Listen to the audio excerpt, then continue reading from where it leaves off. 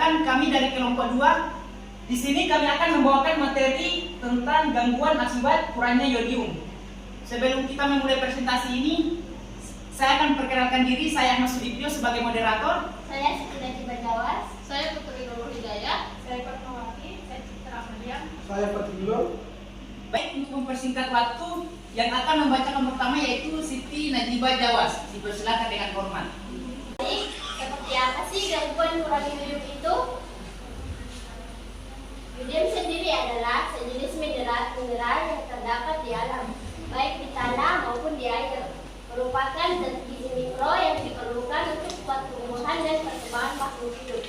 Dalam tubuh manusia, yodium diperlukan untuk membentuk hormon tiroksin yang berfungsi untuk mengatur pertumbuhan dan perkembangan termasuk kecerdasan mulai dari janin sampai dewasa.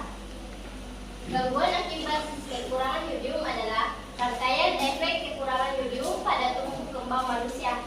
Spektrum seluruhnya terdiri dari gondok dalam berbagai stadium. Kreatin endemik yang ditandai terutama oleh gangguan mental, gangguan pendengaran, gangguan pertumbuhan pada anak dan orang dewasa. Baik, selanjutnya saya serahkan kepada teman saya. Dan adapun faktor dan penyebab gangguan akibat kekurangan yodium GAKY adalah suatu penyakit yang ditandai dengan terjadinya pembesaran kelenjar gondok, kelenjar tiroid dan diderita oleh sejumlah besar penduduk yang tinggal di suatu daerah tertentu. GAKY dapat disebabkan oleh beberapa faktor yakni yang pertama yaitu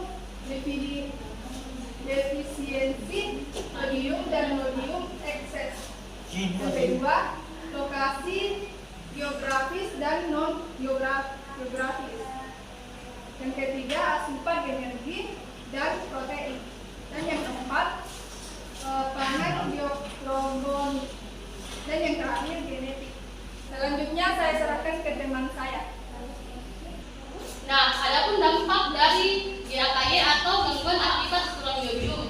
Nah, kekurangan yodium pada tingkat gerak dapat mengakibatkan cacat fisik dan mental seperti tuli, bisu, pertumbuhan badan terganggu, badan lemah, kecerdasan dan perkembangan mental terganggu. Nah, di bawah ini adalah tabel kelompok gangguan akibat kekurangan yodium. Yang pertama ada difabil, mengakibatkan keguguran. Yang kedua janin, mengakibatkan meningkatkan kematian janin, kematian bayi. Kreatin atau keterbelakangan mental, tuli, mata dinding, lumpuh dan lumpuh spetis. Cebol, kelainan fungsi psikomotor. Nah, yang ketiga ada anak dan remaja, mengakibatkan gondok, gangguan pertumbuhan fisik dan mental, hipotiroid juvenil. Dan terakhir dewasa, mengakibatkan gondok dan hipotiroid.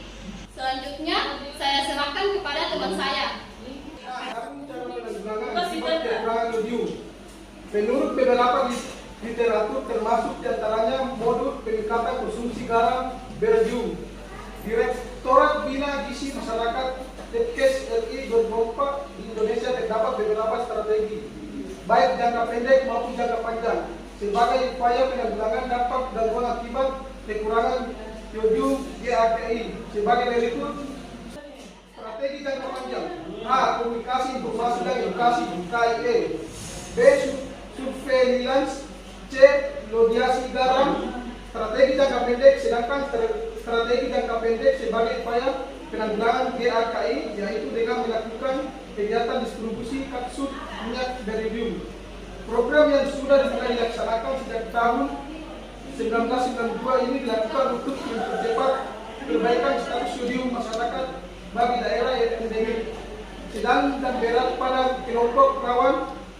Kapsul minyak beridium 200 mg diberikan kepada wanita usia subur WMS sebanyak 2 kapsul per tahun, sedangkan untuk ibu hamil, ibu menyusui dan anak SD kelas 1 sampai 6 sebanyak 1 kapsul 1 tahun. Selanjutnya saya serahkan kepada teman saya. Jadi kesimpulannya adalah GAKY merupakan masalah gizi yang sangat serius karena dapat menyebabkan berbagai penyakit gangguan seperti gondok, endok, kreativisme, dan keterlambatan pertumbuhan dan kecerdasan. Sehingga untuk menghindari gangguan-gangguan tersebut, kita harus mengonsumsi makanan yang mengandung iodium. Karena iodium merupakan salah satu unsur mineral mikro yang sangat dibutuhkan oleh tubuh walaupun dalam jumlah yang relatif kecil. Selanjutnya saya serahkan kepada moderator.